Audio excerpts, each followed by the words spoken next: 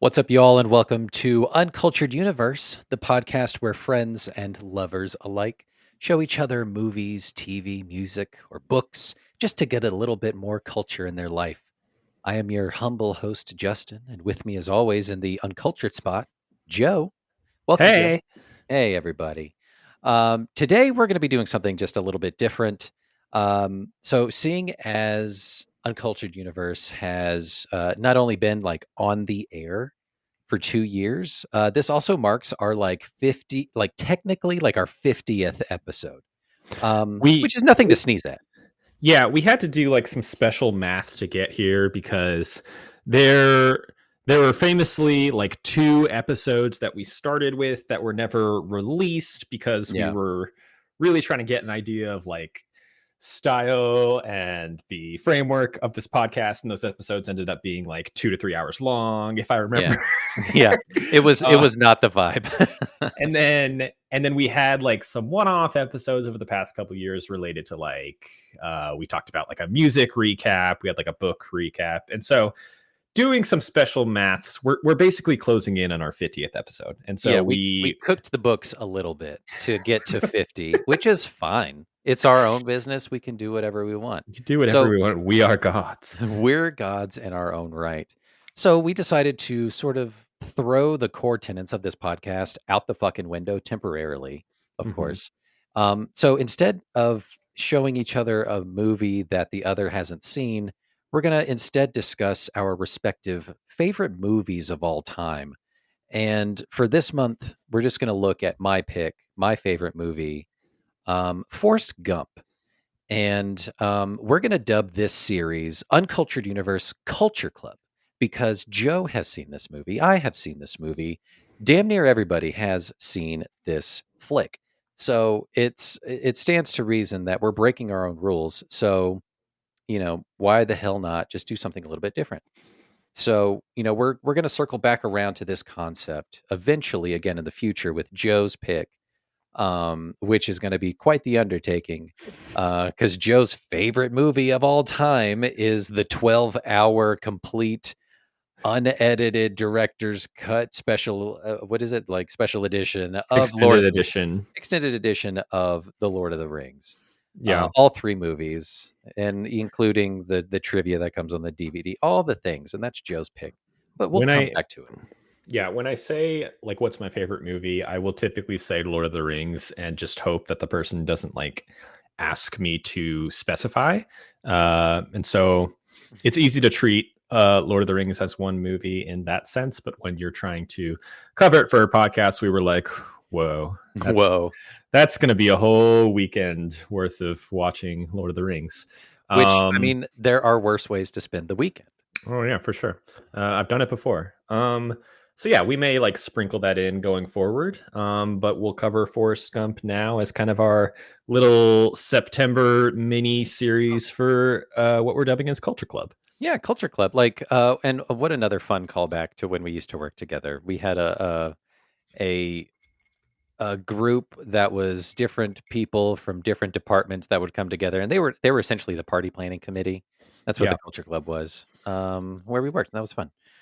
But yeah, let's come back to the star at hand and talk about Forrest Gump. Now, this movie, for as long as I can remember, the concept of like what's your favorite movie, Mhm. this has always been my go-to answer, and I mean it earnestly because this movie is so goddamn good.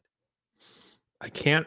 I was watching this movie this past week, and I can't imagine like this being my first time watching it and just not knowing anything Yeah, about it going into it, because I think it just has ingrained itself in culture yeah, so hard to the point where like almost every line from this is quotable. 100%. Um, Yeah, and so like the there's weird parallels in like the character of Forrest Gump in the movie becoming so much part of the thread of American culture, and then going forward, this movie itself becoming so much part of the thread of American culture from the 90s onward. oh, dude, okay, yes, it definitely reaches that level of uncanniness, that level of meta, but, Hmm. the author of the book, Winston Groom, wrote a sequel to the book in 1995, and that movie or that book references the movie. Yeah. So Tom like Hanks as a third level character. So even then, it gets even more meta. It is insane. We'll get to that in a second because I want to talk about that because holy shit.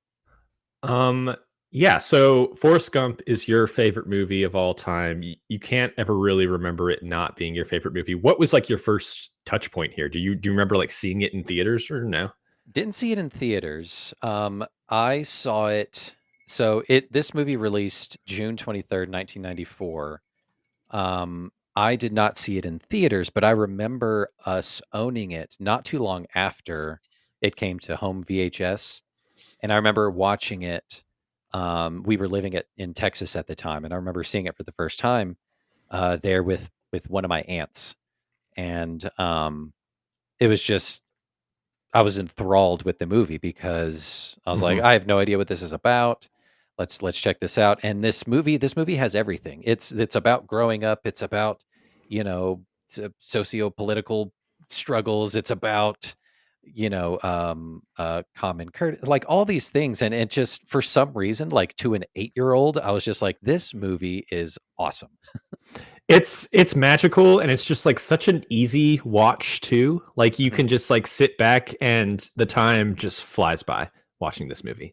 Yeah, it's kind of a longer movie. It's, over 2 hours long. We had to take 2 nights to watch this.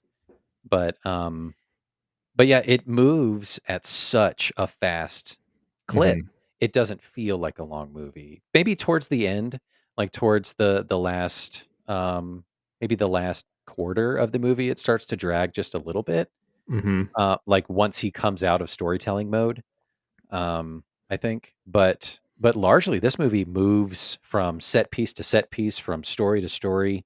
It moves like a very shortened book. I haven't read the book um, before, so that's how I imagine. You're telling this story of this person. Within a couple inches of book, you got to move pretty quickly. Yeah, I always forget like the last quarter of this movie. It's almost like a twist because I always forget it. Is like he's not on the bus the whole entire time. Like the first 75% of this movie, he's telling a story and then it like catches up with real time and then he's just moving forward Yeah. from there. But I think the structure of this movie and that framing device of him telling it is kind of the key to it being like just like such an easy thing to swallow. Oh yeah. And yeah, I did this over 2 nights too. Like you. I thought it would be more 50-50, like splitting between like his childhood portions with like Sally Field Hmm. versus his adults. And so I like hit pause once, it switches to them in high school. And I was like, oh, this we're like 20 minutes into this. I know This there's is so not much more movie left. Yeah, it's insane. Okay, so just real quick, anytime you say something or anytime a quote pops into either one of our heads, just feel free to throw it in. You said, okay. I thought it was going to be 50-50. Hey, man, I'm telling you, split it down the middle. I'm talking 50-50. So, to just hit on that, this movie is infinitely quotable. Um, Uh-huh. yeah, this movie moves so fast. They go from the kid version to young teenage, obviously grand adult Tom Hanks and Robin Wright, which is so fun. I forgot that happened so quickly. The with the run scene, the run Forest run scene. Mhm. Insane. It just comes up really quickly. But the some of the reasoning that I throw behind, why I say that this is my favorite movie is that I already said it, but like this movie has it all. It's a really heartfelt story. It's a fun storytelling framing device. It's got war, it's got like adventure, it's got like political intrigue, it's got hard-hitting social commentary. Like this movie packs a lot in and it says a lot of things Mhm. which I find, upon this most recent rewatch, really poignant and really, you know, topical and just really interesting. And I've read some stuff on Wikipedia that this movie used to be, and maybe still is, lauded as like a heavily conservative movie, like conservative ideals. And I want to talk Hmm. about that in a little bit, but um, it's interesting to go back and look at it upon this most recent rewatch, and then taking the societal temperature of current affairs and everything, and just like, huh, that's pretty interesting. The things that Yeah, this movie shows. I mean, I've definitely heard that angle on it too. Like I've listened to like whole other podcasts about this movie where they've covered like Forrest Gump and talked about like how it's maybe like a really like rose tinted glasses look at like the 60s, 70s, and 80s, and the major events that shaped America then. Yeah, But I'm with you. I don't necessarily fully agree with that. I think this movie is all about like um, perspective and how we are able to handle the good and bad in life based off of like our own actions and then also the actions of the people who support and create our environment. And so to kind of bring that into like actual examples in the movies, like I think the key thing that makes this movie works is the parallel storylines that it has between Forrest and Jenny. So Forrest is obviously the main character and he gets most of the time in the movie, but the recurring bit is that he is living out all of these events in parallel with Jenny, his love interest. right. And so you get Forrest, who's kind of this like biologically inclined optimist, and is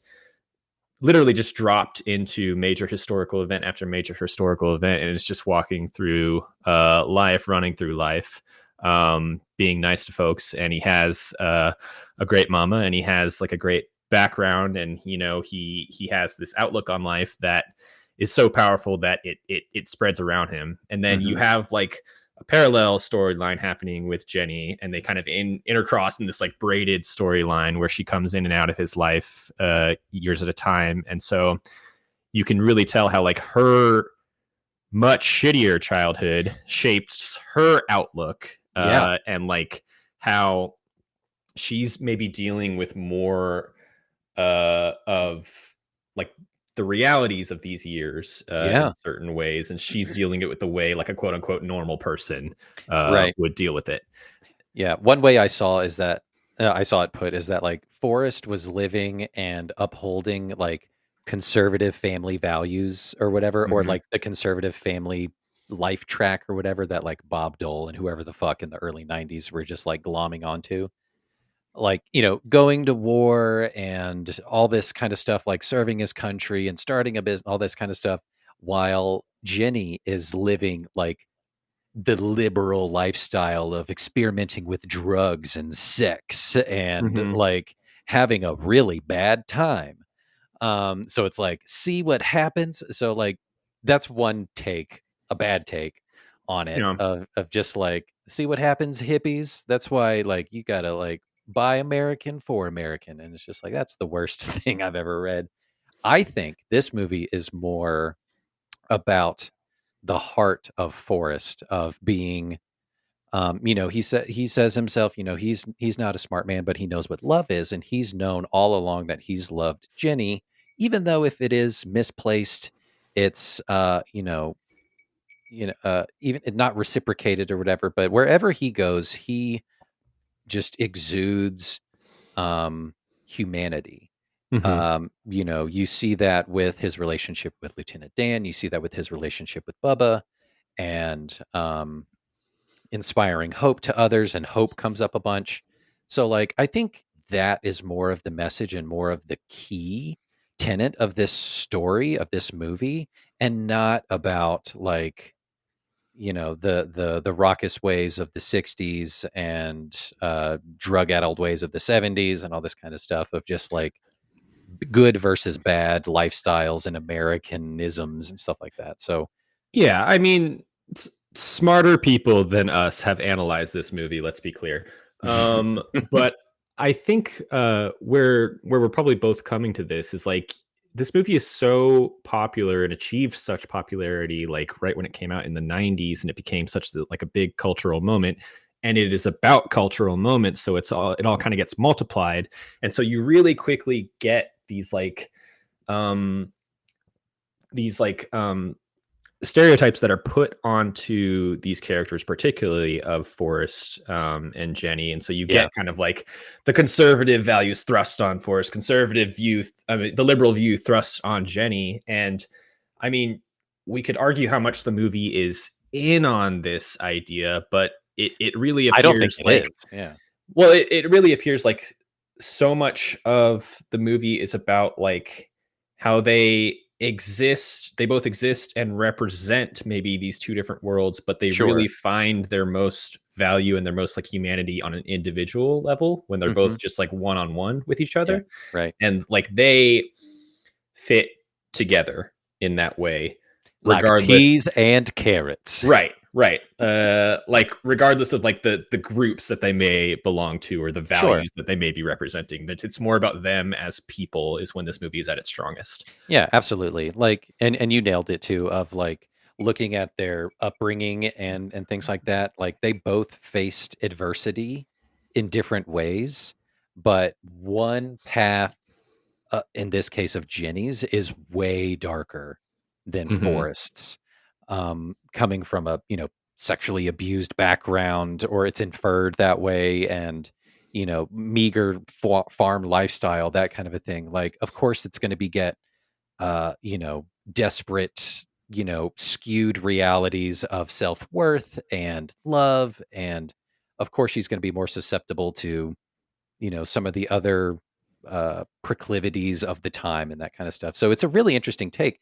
Whereas, you look at Forrest's upbringing, you know, um, disabilities and other things like that that come into his life. But Sally Field, his mom, playing like the the uplifter of Forrest, to imbue his brain and his life with this, optimistic view of just like, hey, life's like a box of chocolates. You never know what's going to happen, kind of a thing. And it's like you can't help it. So he makes the best of every situation, no matter what. And so I think largely this movie comes down to parenting. Really? It's a full stop. I mean, Period. it is kind of bookended with the idea of parents kind of forming their children and vice versa, I Yeah. guess. Yeah. Yeah, let's dig into some meat and potatoes here in a second, but about parenting and Mrs. Gump. But so this movie, obviously directed by Robert Zemeckis, the powerhouse, brought us such hit movies like Back to the Back to the Future trilogy, Hmm.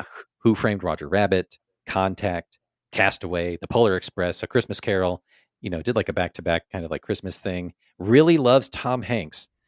His most recent thing being Here, where Tom Hanks and Robin Wright come back. It's the movie that's A essentially a stage repairing. play, Yeah, yeah, yeah. which is really neat. I haven't seen it. I don't even know if it's released yet. I don't think it is. Oh, I think it might be like a Christmas thing. and that feels like a Christmas movie.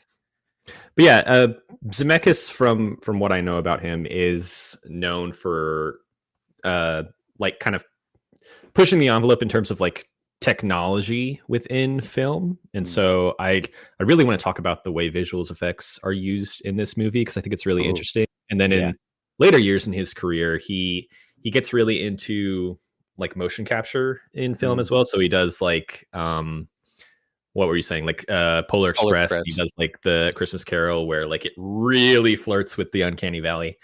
Yeah, Um with Polar Express, he was kind of like early on the scene, so like some of those scenes like are really weird and really unsettling with Tom uh-huh. Hanks.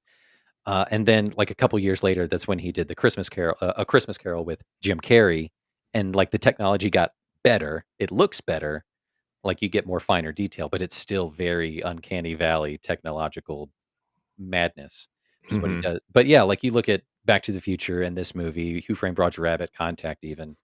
Um, yeah, big pushes for technological advances in film. Very cool stuff. Love Zemeckis. We're a Zemeckis household.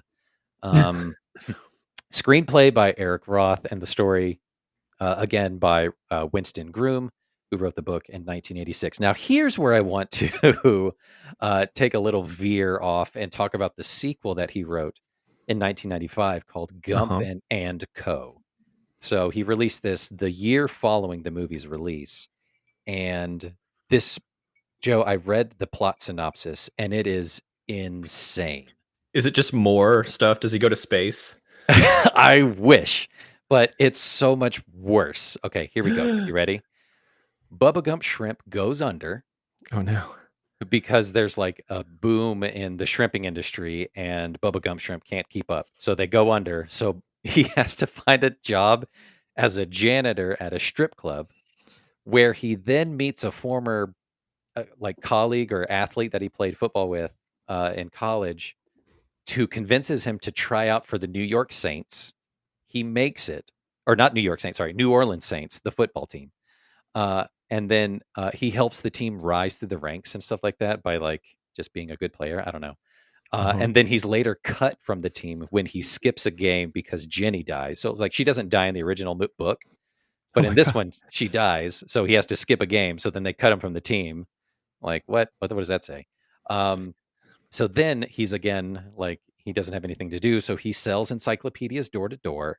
He somehow inadvertently helps create new Coke in the 80s.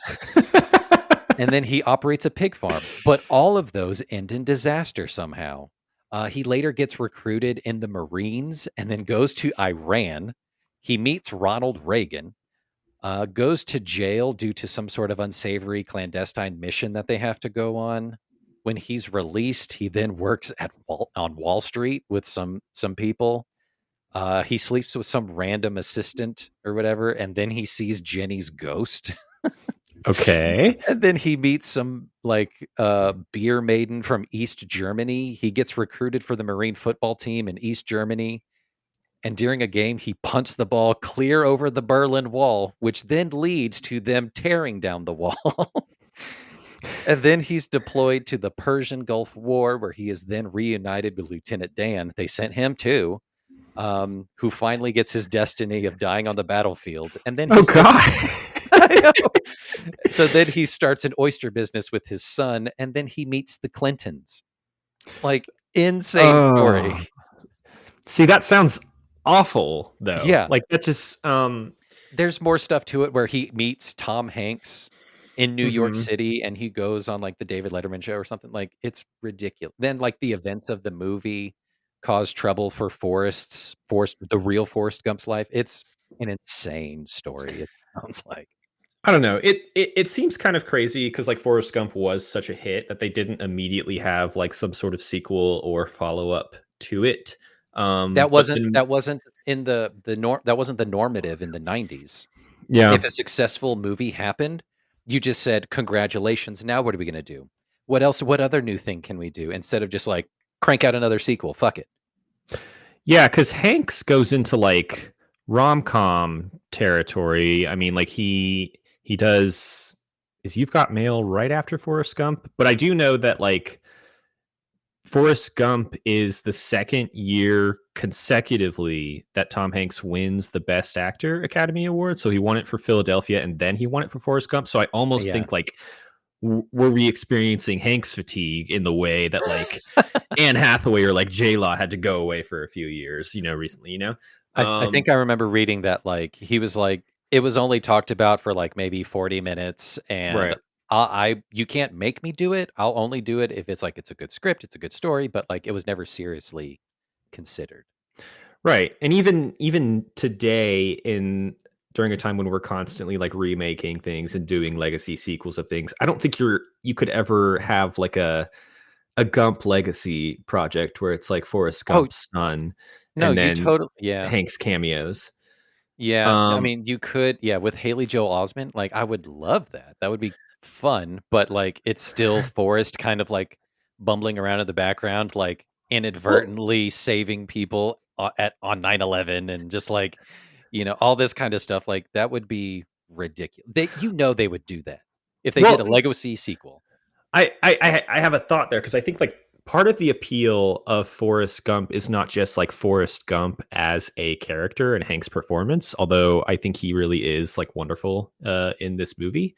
Mm. I think a big part of the appeal of this movie and it's like its staying power is the gimmick of like Forrest moving through time and having all these touch points in American history. And I think you get kind of like a spiritual successor to that in something like did you see Ready Player One recently in like the last 5 years or so? No, but I'm aware that like it's an IP person's Yeah. wet dream kind of a thing. Yeah. So I think of something like that as like a next generation version of this, where I mean, it's not like Forrest Gump at all in terms of story, but it's like this sci-fi near futuristic novel that is so like embedded in nostalgia for like the 70s, 80s, and 90s. And Mhm. it is about how those concepts and ideals like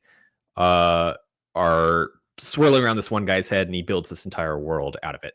And Yeah. so you get a lot of like callbacks that people in the audience can kind of point at the screen and recognize, and like that flavor of things is kind of the same as what's happening in Forrest Gump, even though it's not like a sequel or follow-up in any way. Sure, yeah, like, that example of Ready Player One is kind of the flavor of modern nostalgia Hmm. porn, essentially, where it's just, like, reference after reference after reference, cram everything in, and that way Hmm. everyone is just constantly pointing at the screen and, like, nudging their buddy in their seat, be like, "Hey, did you catch that? That's so fun." And it's just bite-sized little compostable shit that you can post on Instagram Hmm. versus I think this kind of flavor from the mid 90s with Forrest Gump, it was a lot more thoughtful in terms of the references of moving through history. Um and the way that you can tell the passage of time or a roundabout the year is like when like all right, what presidential figure is getting an assassination attempt at right now. It's like, oh, there goes Johnson, and okay, so we're at 1960 whatever the hell. And Just like the recurring bits where every 45 minutes in this movie, he's like, I had to meet the president again, or someone shot that man again. yeah, I know. It's just like, oh damn, when you look at it that way, like that's really depressing. You look at the historical context of it. But like doing something thoughtful and contained of just like major historical events and that way is uh while not as rewarding from a hit per minute kind of basis like it is currently with movies like Ready Player One and like Infinity War and Deadpool and Wolverine, that kind of a Hmm. thing, where it's just filled with tongue in cheek, joke after joke, and reference after reference. Like, I think this is a more thoughtful approach. It's essentially like the "We Didn't Start the Fire" by, you know, it's just reference after reference after reference after thing, and it's too No, much. It's too much. I totally agree with you. I think this movie succeeds in a way that those other movies don't because of the strength of its main character at the core. Hmm. And how like when all of the pop culture American history references are cut away, you Hmm. still have like the story of Still a good this story. guy and Yeah. the characters in his life. Yeah. And so like the bulk of this movie is almost like a montage of him moving through life. You definitely have chapters. It's like a book. You have his football chapter. You have him in Vietnam. You have him doing ping pong. You have him running. You have him shrimping, Lieutenant Hmm. Dan, and all of that. But like I found like the most like emotionally resonant moments to be when he kind of like his in between moments in between all of those. And so the moments when he's back in Greenbow, and then the moments when he's back with Jenny throughout all of that. Yeah. And so it kind of shows the strength of this movie in that the the cultural gimmickness of it Yeah. is more of like a side thing. Hmm. And this 100%. movie really rises during like the one-on-one character moments. Absolutely. And the thing that helps that rise is definitely the theme done by Alvin or Alan Silvestri. Oh my God, god. it's such a good theme. I forgot all about it, I but cannot believe that didn't also win the Oscar. I'm going to look up what actually won oh, I instead. got you. So they went home with 6 Academy Awards. Yeah. Best Picture, Best Director, Best Actor for Tom Hanks, Best Adapted Screenplay. We love a screenplay adaptation. Best Visual Effects and Best Film Editing, Hmm. which is great. So like big time, big dick swinging at the Academy Awards that year, which is really cool. But the music, the original theme by Silvestri, and then also the soundtrack, is just so good Mm. to this movie. Like this is where I got my first taste of like CCR, and like this is the first time I heard "All Along the Watchtower" by Jimi Hendrix, Hmm. and like I didn't even know that. I was like, "Oh, that's Jimi Hendrix." Okay, it was from Forrest Gump. I had no idea. Like Yeah. it's such a good time capsule, and it's also like relevant to the time frames that he's where he's present, where the movie takes place, which is awesome. Yeah, there's parts of this movie that almost surf on just the songs that are happening. Hmm. Like there's periods, especially when he gets into like the running sequences, where it's just like you're hearing 30-second snippets of songs and barely any narration and barely any like talking on the actual screen, Mm. and you're kind of understanding the journey and the ups and downs that he's going through. Yeah. Yeah, Here. Run It on Empty when he's running across America is so good. Like, I Uh, don't there's no other song that they could have chosen at the time, so which is great. Silvestri did lose to Hans Zimmer for The Lion King, so I guess that is acceptable If in you're this gonna case. lose, you should lose to Zimmer. Yeah. Can I just Oh, I was looking at the Oscars page and I almost thought Tarantino won an Oscar for Forrest Gump, but no, he won for uh Pulp did he Fiction. win for Pulp Fiction? Yeah. Yeah. Um that was original screenplay. Mhm. Oh, he took Um the original that year, yeah. yeah, I really I love the Oscar wins for this movie. I think it's fun when a fun movie wins Best Picture. Mhm. I think Hanks is really good in this. I really love that this movie won Best Visual Effects. So Zemeckis that we were talking about is kind of like a pioneer in the visual effects world in film. He's Mhm. always kind of pushing the envelope in different ways. He had previously won his movie had previously won Death Becomes Her, Yes. which again was kind of like a smaller film. You wouldn't expect to win like the visual effects Oscar, but there's a lot of cool stuff happening So with much like cool shit. body shit Yeah, in that movie. it rules. Um, and then this movie, Forrest Gump, also doesn't have like Avengers level explosions or space sequences in it or anything like that, but like it's kind of fascinating how many shots in this movie like have a visual effect in one way or another. Like Mhm. all of the ping pong balls are Yeah. animated. Yep. All of like the rain in those sequences. There's scenes where like the rain is just completely not actually there when they're Yeah. walking around in Vietnam. Um, Vietnam. all of the fucking creepy like president scenes when he meets the presidents like 4 times, and it looks insane the way he they like move their mouths in like a deep fake kind of way, that and like Oh John god. Lennon. It's so bad, but again, like you're saying, like, it was pioneering Yeah. the technology at the time of just like, I can't believe they were able to do that and do it kinda convincingly for 1994. Hmm. Obviously, it looks so bad now, but, Hmm. like, I'm surprised they hadn't gone back and, you know, edited it a little bit, which wouldn't be that hard, but I understand kind of preserving the time capsuleness of the movie. I love a visual effects win that is for making things appear to look normal when they aren't actually, rather than like creating new worlds or new backgrounds and stuff. So Yeah, yeah. we have a movie on our list that I'm going to make you watch at some point, called Parasite, that won Best Picture a few weeks back, and it's a seemingly normal movie. Normal movie. It's seemingly, it takes place in a seemingly normal place. It's just like this like rich people's house in Hmm. Korea, and then you look at the behind the scenes, and it's like it's the same type of thing where it's kind of fascinating, like how much of it is a visual effect, Hmm. in certain ways, just to like build out certain parts of the house, and you never notice it at all in the movie. And Yeah, it's so cool, how like I'm sure there's a term for it, in that world, but sure. Yeah. visual effects that like aren't supposed to be noticed, but you would notice them if they weren't there. Right. um Yeah. It just adds atmosphere. It adds that kind of stuff. Yeah, I had no idea about the rain. I knew about the ping pong balls. mhm. That like Ryan mentioned it this past go around. It's just like, did Tom Hanks have to become like an expert level ping pong player? And I was like, no. They Mhm. just told him just to swing, and everything else was digitally added, which is super rad. And it looks really good. I mean, the ping pong stuff looks really good.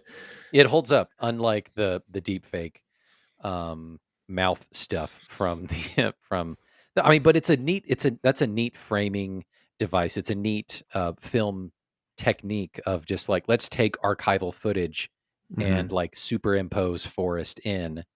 So like it makes sense. Like he would go on Captain Kangaroo and meet John Lennon, or he would meet several presidents and show his ass on TV. Like it's really ridiculous and so much fun. Um, yeah, so let's see. Let's talk about this movie's just like lasting impact and why it's my favorite, and then some the performances. Um, the also I love this movie's also just filled with motifs. I love the visual motif of the old men in the barber shop, essentially Uh-huh. kind of just like watching Forrest's life unfold before their eyes, either like right outside the shop or via TV. Yep. So fun. They're never mentioned. They're never really acknowledged, but it's such a cool thing to come back to them. And it's just like, oh, it's just the same three old men in a barber shop, or the same, like you see the same doctor callback when his mom's dying. It's the same doctor, the same actor. And then at the very end, it's like the daughter of Dorothy Harris or whatever, the bus driver. Like really cool Mhm. stuff. Really fun.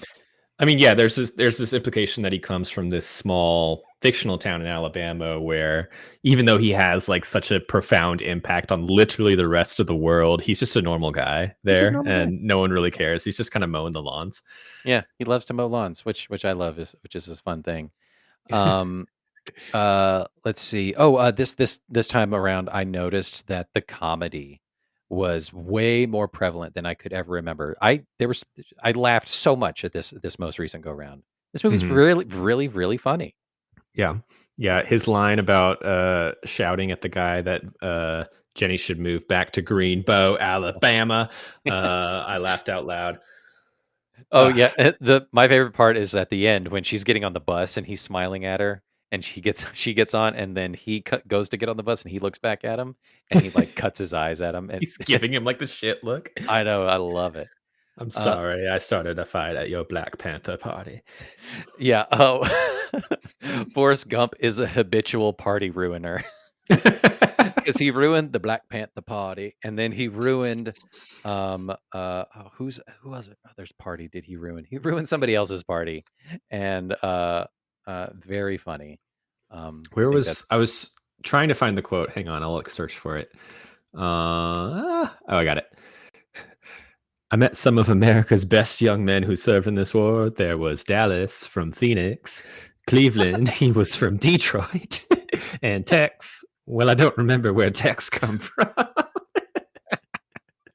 such a fun thing. Just like, Oh, it's but so and funny. like, and that's something that just sticks in your brain because it's so memorable. Whoever like I'm assuming it was Winston Groom who had a hand in a lot of the dialogue, or maybe not, but like the dialogue is so memorable, and Mhm. just things that you can, because I had a hard time of just like, I want to think of like my favorite quotes from this movie, but anytime like the scene would jump to the next thing and be like, I have 30, I can't just write the whole movie. Well, Um, yeah, every conversation he has with a person that he meets is like a battle of wills for these people trying to like bring him down to their level of reality, and he just won't be broken and won't be swayed from his ways and his you upbringing. can't. You can't be. You can't bring a good man down. And Um, then I think it makes the ones who kind of shine through all the brighter. Again, like Jenny doesn't get much time in this movie almost no, intentionally. She's kind of like put on the back burner, but I think so many of the scenes that they share are obviously like the emotional heart of this movie. There's they kind of intercept throughout the movie, and then a lot of the ending is her living with them, and then they obviously eventually have a kid. And there's a moment in this movie where I was reminded of Castaway, because there's kind of like mm, parallel scenes between the two. Have you ever seen Castaway? I love Castaway. Love Castaway. So it's still Silvestri, it's still Zemeckis, it's still Hanks, right? It's So like yep, that pairing is back again. power trio. Um, And Castaway also ends with like this kind of like really quiet monologue where Tom Hanks is remembering things from being on this island that he was stranded on for 4 years. Yeah, And you got the Silvestri music, very similar to this movie. And it's very similar to the scene at the end of this movie where like Forrest is recapping to Jenny. I can't remember if oh she's yeah, yeah, yeah. died at this point. Like She's laying in bed, and he's talking about the his adventures essentially, it right? kind of comes out of nowhere, and it's like this deeply like beautiful moment where again like it gets past the gimmick of him being in and out of history that you've experienced for the past 2 hours, and really shines a light on like, no, these were his individual experiences. He talks about like, Yeah, oh, one time it stopped raining in Vietnam and I got to see the stars, and one time I was running through Monument Valley and it looked like heaven. And there's like this mournful moment because Jenny realizes like she kind of missed out on all of this because she was on her own path in life. And then there's obviously the beautiful line of like, no, she was with him the whole time. yeah, um yeah. Because he mentions it every story chapter. It's like I thought about Jenny all the time when he's mhm, on the boat, or he's in Vietnam, or he's playing ping pong, like all this kind of stuff. He always brings it up, so it's not a surprise when he says that at the end, but it still hits. mhm, It's still great. Um, let's talk about the performances for a second. Obviously, Tom Hanks is just fantastic. He's mhm, so sweet, so lovable, so innocent in his portrayal of this character. And it's immediately iconic. Like I could not imagine another contemporary of his at the time playing this character and having it be this good.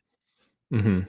It's obviously a really like heightened performance. He's obviously like doing a thing here. He's playing uh, a low IQ person, but also giving that person like the same levels of like comedy and drama that you would give a normal character. And so Mhm. Forrest has moments when he's kind of like going with the flow, and Hanks plays it that way. You can tell when Forrest is comfortable, you can tell when Forrest is uncomfortable, and then you can also tell when Forrest is like experiencing these like deep emotions. It's so subtle. Yeah. Tom Hanks's portrayal of those emotions are a masterclass.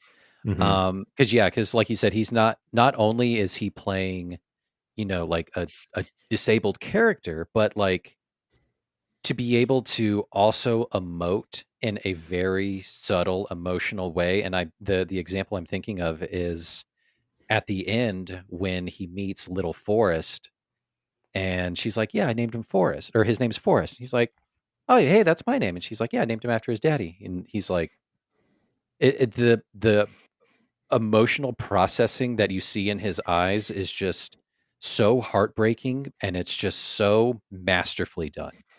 And I it's placed at that point in the movie, and it's earned at that point. Yeah.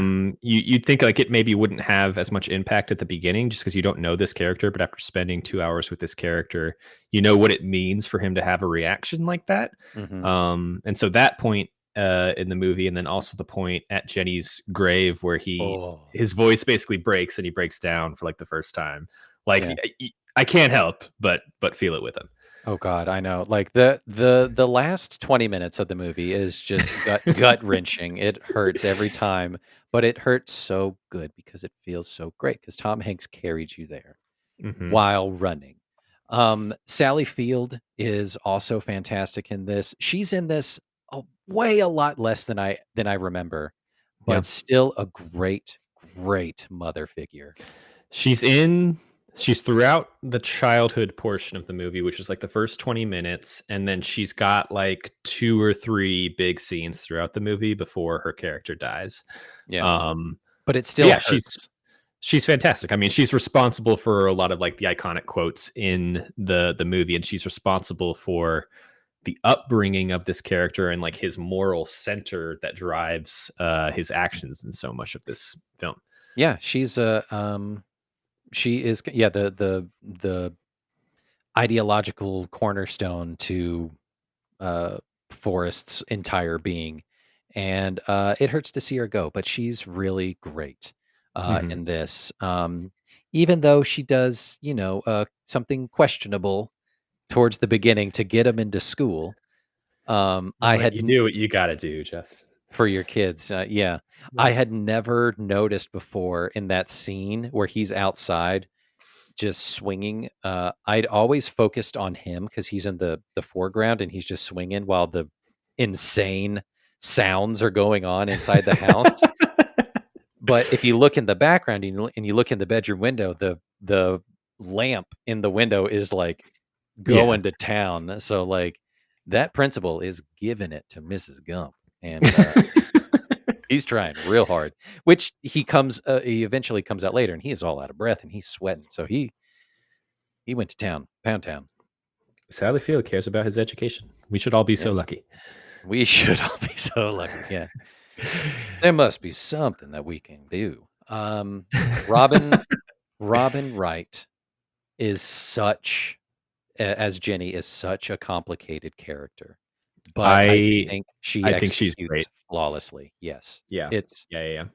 it's a person who is thrust into these desperate situations, these, um like indulgent lifestyle kind of things, experimenting with drugs and sex and like Mhm. the free hippie movement and all that kind of stuff. But like, she comes around full circle later and, settles down with Forrest. But, I've seen the thing like an argument of like, is Jenny the villain of Forrest Gump?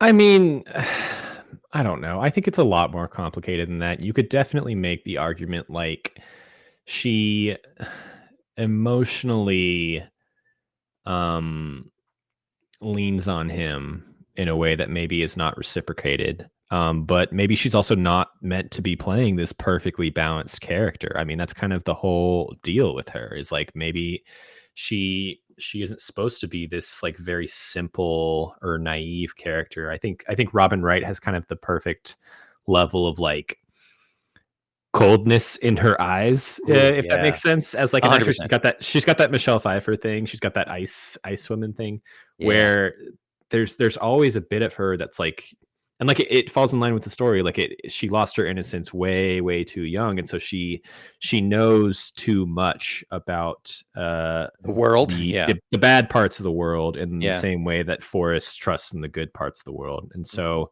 I like obviously again the movie spotlight is on Forrest, but like the dance that they do from those two ends of things. I think the last like 30 minutes or so of this movie when they are kind of together for most of it and figuring out what that looks like is again like more earned than you would think, Yeah. because the movie has shown just like what it took to get them here. Yeah. Um, even though like she clearly I mean, it's implied, but like she absolutely like dies of AIDS at the end of this. Yes. Yeah, it's definitely a non-communicable virus Right. disease. D and there's so many questions involved, like, is Forrest at risk? Is little Forrest at risk? Did she get this Hmm. after the fact? Like, what was left unsaid? Um, but I mean, I think, you could look at it one way of like that's her, paying penitence for her exploits in her Hmm. life previously, but she was only 37. She was my age when she died, like, which is wild to think of given the life that she lived. But like, I don't think that's it. I think they kind of did her dirty a little bit. But it serves the story. Yeah, I mean, again, like I'd be interested in reading smarter people's take around her ending in this Hmm. movie. I really like her existence in this movie. But I maybe haven't had enough time to like really think through what I think of like where this movie ends with her. Hmm. Because she comes back to Forest when it maybe seems like she has nowhere else to go. They have this like wonderful, few months, few years, you don't really know together, which results in her becoming pregnant. And then she leaves immediately and kind of like hides that fact from him for a few years. Yeah, And then you could also argue like she invites him back into her life just because she knows she's dying, right? And she needs someone to take care of the kid. And so there's a lot of like moral complexity there. There's a lot of like sure. reality there. But Yeah. I think she's one example of two in this movie of just like characters within Forrest's orbit who are so resistant to his whole entire deal until he is able to chip away at them, and so they are able to kind of accept the peace and simplicity that he represents. And the other one, of course, I'm talking about is Gary Sinise, who I The think gold is star. so fucking good in this movie. Lieutenant Dan Taylor, his entire character arc is so great. And it only, is outshone by Tom Hanks's Forrest Gump Hmm. by molecules, honestly. Gary Sinise absolutely kills it in the Lieutenant Dan role as this, you know, again, like similarly kind of tragic backstory. Like you don't really get too much of his backstory, but you understand the type of person he is when we first come across him in Vietnam and being utterly torn down from where he was on his pedestal to reaching literal rock bottom, alcoholism, all this kind of stuff, and similar kind of suicidal vibes with Jenny's parallel. But Hmm. once he's spent enough time with Forrest, it cuts away all of that remaining former life, the way that he used to think, and becomes in this affluent, successful businessman. Like he's the one who turned Forrest on to investing in Apple. So like Such a funny moment. such a cool Um, moment. Some fruit company, you know. it's like it's fun to think about the Oscars that this movie wins and how much of them are almost like directly related to the Gary Sinise presence in this movie. Mm. So this movie wins adapted screenplay. So many of the best lines in this movie come from Sinise and kind of the foil that he creates for Forrest in terms of like his negative outlook on the world, his kind of insane outlook on war compared to Forrest's Yeah. outlook. And then you also have obviously the visual effects that we talked about. Lieutenant Dan loses both of his legs, and so almost every shot afterwards is kind of an incredible miracle of Yeah. visual effects with his legs, Yeah. and the way that they don't really like try to hide it in any way, which is really cool. Like Mhm. I think he's in a wheelchair for a big portion of it, and they had to get like a magician to kind of like design him like a box to sit in, and like so you can have kind of the leg stumps there. But then Yeah. so his character without the legs is so dynamic. Yeah. He's kind of moving around these scenes. The legs are moving around, and you can you can see where the early effects there, and how revolutionary it was to be able to basically wipe his actual Gary Sinise legs out of the frame and replace them with nothing in Digital, this yeah, case. which is really cool. I've seen the behind the scenes of like the shot where he goes to like before he jumps into the ocean and like make his peace with God, kind of Hmm. thing, where he like hops up on the side of the boat and like flips around, like he does like a Hmm. swivel. They like there's a hole cut in the side of the boat where his legs could just naturally kind of just like cut in. But then they digitally, painted it out. Like so cool. Such Yeah. a cool thing. But yeah, like I love just the whole full circle moment leading up to that scene, where he's like, I never thanked you for saving my life. And Hmm. it's so earned and it feels so good at that scene to have that of just like, hey, good for you, Forrest. Good for you. What you did. It's such a good example of like, this movie could have been perfectly fine if it had treated his character as kind of just like a one chapter character. Like he's just in the Vietnam portion, maybe in the hospital a little bit afterwards, and then like he exits Forrest's life. Forrest learns a lesson. We all learn a lesson. But then like 20 minutes later, you hear his voice. Forrest is like, well, that's Lieutenant Dan. And then Yeah. he's this extremely like down and out Vietnam War veteran, experiencing the other side of that coin. And the movie is so much richer for it, for having him Yeah. in the next 30 minutes. Absolutely. And being able to like you experience kind of, you've had these sweet moments with Forrest and his mom, and Forrest and Jenny, and Forrest and Bubba to an extent, and now like Forrest is kind of up against a different kind of adversary in this Yeah. point. Like, will he be able to prevail and crack the shell here? Which he Hmm. does. Yeah, the time that he spends in New York City with Lieutenant Dan is like I love 70s grimy New York. It's such a vibe, looks especially in the winter. it It looks looks so good. She smelled like cigarettes. yeah. Oh man, but and then that's when you get like a shred of his turn of character, Lieutenant Dan's turn of character, his shred of dignity coming back. Hmm. 'Cause, one of the girls calls Forrest stupid, and he loses his shit on her, and, Yeah. "Don't you ever call him stupid," and I love it. You love him to see him go to bat for his boy. You love the growth there because like you can tell he goes from like not caring about Forrest to defending Forrest, but not necessarily being nice to Forrest, to then ultimately like making peace and meeting Forrest one on one. Yeah, I kinda wish, like, when he comes back into Forrest's life, it's only, like, 10 minutes later, Mhm. after the New York scene, because that's when he goes and he plays ping pong for a while, and then he magically gets the $25,000 check, to wit, he then buys a boat Mhm. and 3 Dr. Peppers, um, which, today's episode brought to you by Dr. Pepper. Oh, Drink it. It's spicy. It's your life. we'll get Spice up into it. your Hang life. on. I want to find that full quote because it's really funny the way he says it. Hang on. I'm going to try to. I have like the full quotes page pulled up. I'm going to try to find it. Hell yeah. I don't think it's on here, but he Oh, when like he's at Bubba's grave. Yeah. when he's trying to he's talking about like what he did with the full 25,000, because it starts out as 25,000 and then he's like, I bought gas and a new suit and I took mama out to a really nice dinner, and then I bought 3 Dr. Peppers, and then with the change left over I bought this shrimp boat. Yep. It's so good. Yeah, I speaking of Dr. Pepper and why this episode is brought to you by Dr. Pepper, the Dr. Pepper company. Is that Pepsi? Is that a PepsiCo thing? I don't know. Or is Dr. Pepper its own thing? I think. I think this is maybe slander. I want to say Mr. Pibb is Coke and Dr. Pepper is Pepsi, but that may be backwards. Okay. Those are the rivals.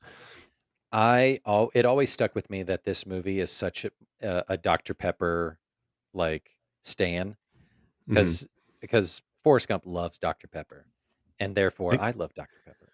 It's just fun to hear him say Dr. Pepper. Did your love of Dr. Pepper come from Forrest Gump? It might have. I don't remember like trying Dr. Pepper beforehand, but I remember living in Texas, and this was like water uh, down there. That like Dr. Pepper and Big Red. I don't know if you know Big Red, but it's a Texas drink. carbonated red soda. Dr. Pepper and Big Red were like kept me barely hydrated as a child. I just I just want to correct the record. I googled it. Dr Pepper is owned by not Coke or Pepsi, but Keurig. That must be a So recent acquisition. sit with that for a second. I won't. Um, before we wrap up, um, one other thing I wanted to talk about, one scene in particular that I had. So I talked about already how I'd never noticed during the mom principal lovemaking scene that the lamp is going absolutely bonkers. Uh huh. You Um, want to talk about the other jizz scene in this movie? I'm going to talk about the other scene involving jizz.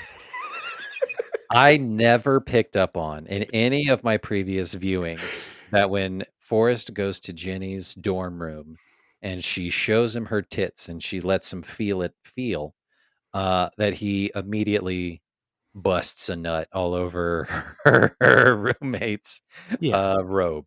I It, never it knew is a that. it is a funny moment. I absolutely never picked up on it either. Never Uh, ever. that was my stopping point for night one of watching this movie, and I think I That's a hell of immediately a place texted to you. start. I texted you because we were both watching it, and I was like, "Yeah, he just Force came." just came. Like I never knew that. And then the line of so I always viewed it and remember it as him just like being embarrassed. Right? Like he's just like, "Oh my god, I'm so sorry."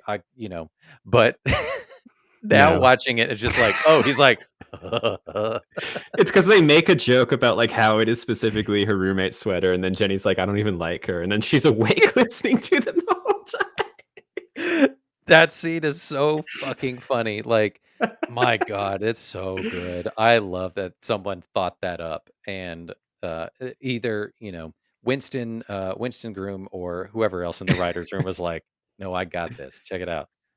He's gonna time. jizz." You want to just Ridiculous. do like rapid fire opinions? First off, before we end, I want to say I have been eating a box of chocolates this entire time.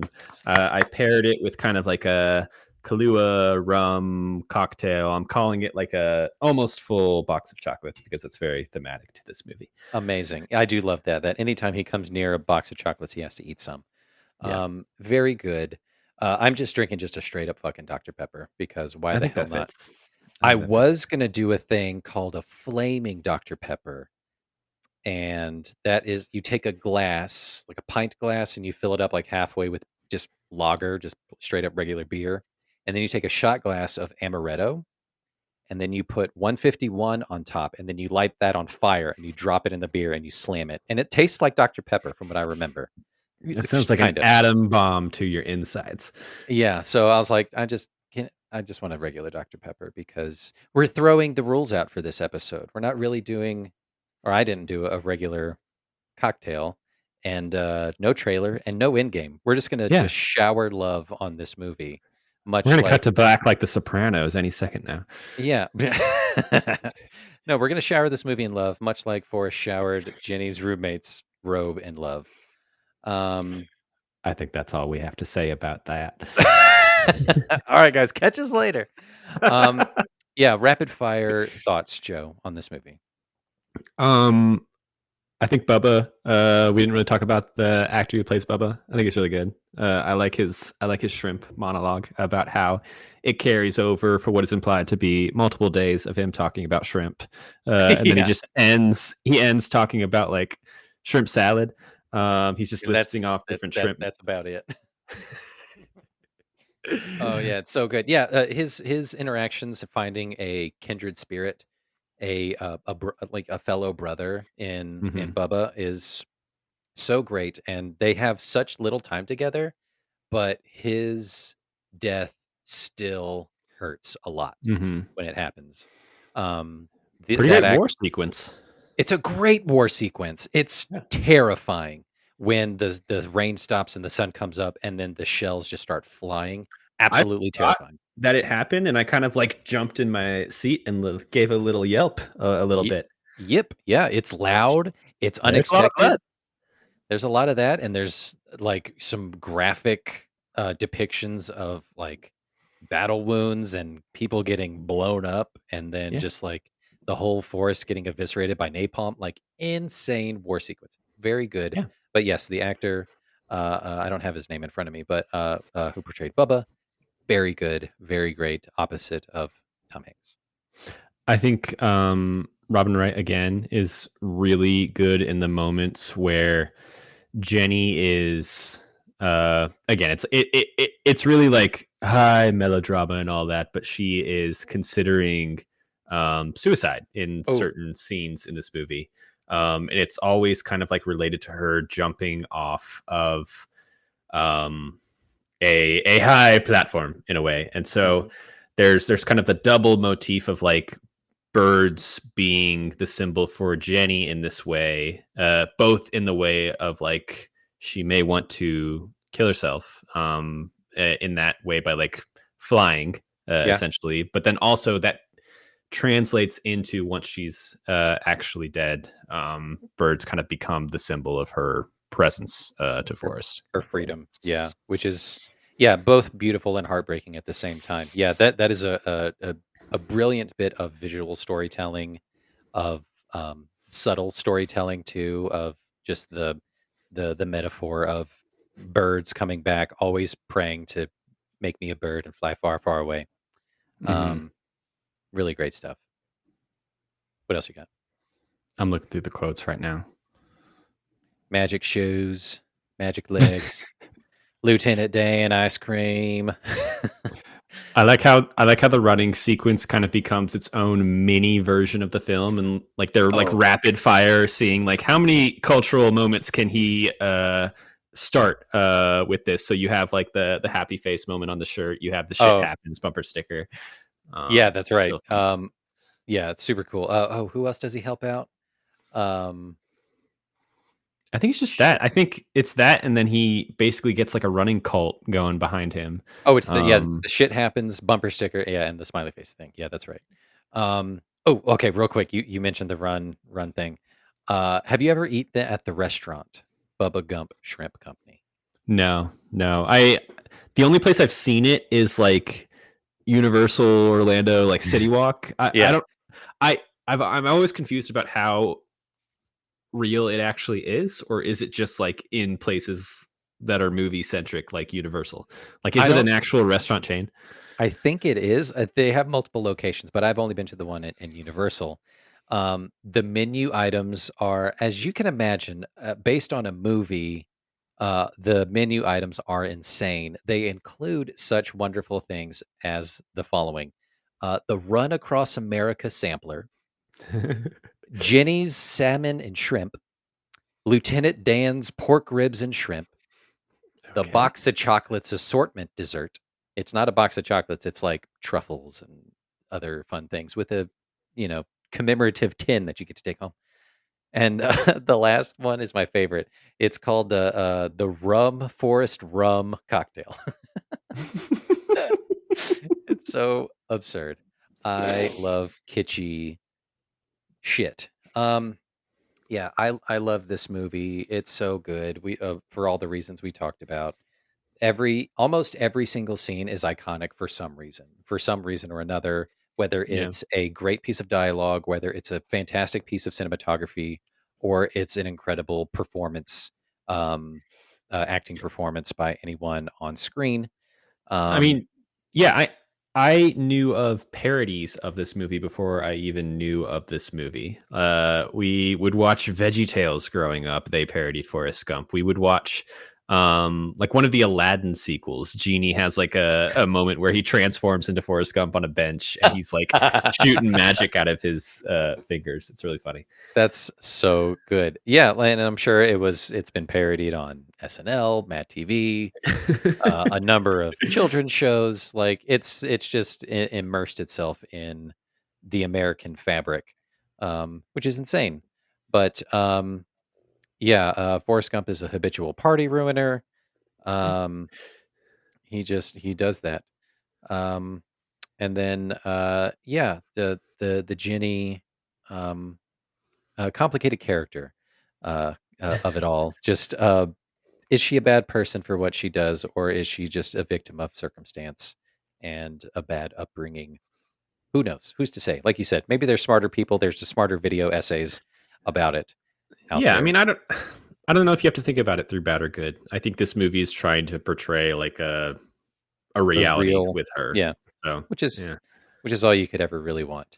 But yeah, that's Forrest Gump. I love this movie so much, and you know, even though like as a younger kid, I always said this was my favorite movie, and maybe that was just like a way to like be cool or whatever. uh-huh. But I will stand firmly 2 feet planted in the ground, and stand up to anybody and say like, yeah, this movie fucking rules, and it's my favorite movie. So This was a fun rewatch. I hadn't seen it in maybe like 5 to 10 years at this point. mhm, I'm glad I kind of checked the box again. it's wonderful. It's a good movie. Yeah. So this is our 50th episode, and we decided to break our own rules a little bit because we can, and we watched a favorite movie of one of ours. So Joe, where are we going next? What are we going to do now? Yeah. So, like we said, we may sprinkle in some more quote unquote culture club episodes in the future where we just want to talk about a movie that we've both seen because we can. But this Forrest Gump episode will kind of represent our September miniseries, and going into October is a miniseries that I've been really excited about and looking forward to. We're going to talk about Winona Ryder. We're going to have a Winona month. So with this one Forrest Gump episode, we've kind of like switched up who goes first. So I will be going first. I'm going to have Justin. I'm going to give Justin the astute privilege of watching the 1994 Little Women, starring Winona Ryder. Ooh, I'm so excited. This has been a movie I've wanted to hit since we started. we're sticking into 1994. Like a lot of these movies has an Yeah, interesting cross section of like mid to late 90s, and I think that's so great. I mean, because obviously we're 90s kids, yeah, but kind of concept of the podcast. Yeah, it's kind of what we do. We should have called the podcast 90s whatever, but everyone does that. It's fuck it. yeah. There's already those already exist. But yeah, I'm excited to spend the first half of Spooky Month talking about Little Women. Um the concept When of you put it like that. tiny adult women coming after you, I'm frightened. Uh-huh. Um and then we're going to follow it up with my pick, which is also which is kind of a little more apt for the season, and we're going to do fuck, not Beetlejuice. What are we doing? Oh, we're doing Edward Scissorhands. That's You're right. doing Edward Scissorhands. Yeah. Edward Scissorhands, which Joe has never seen, which is great. So a Winona month, and then you know what? I'll probably watch the first season of Stranger Things again because Winona is great in that too. Uh, Ooh, that's a yeah, good note. Maybe I should get back into that. yeah. I remember that first season coming out, and it was just like, holy shit, this is why everyone loves Winona. It's She's insane that we're at a point where we can be nostalgic for the first season of the nostalgia dripping Stranger Things. yeah, Time marches on. and it waits for no one. Yes. um. Very Anyway, good, Justin. very good, Joe. So let's yeah, we'll catch you guys later. Be on the lookout for new episodes and things wherever you get your pods casted at, and catch us on all the socials at Uncultured Universe. We will catch you guys later. Run, Joe, run. Bye.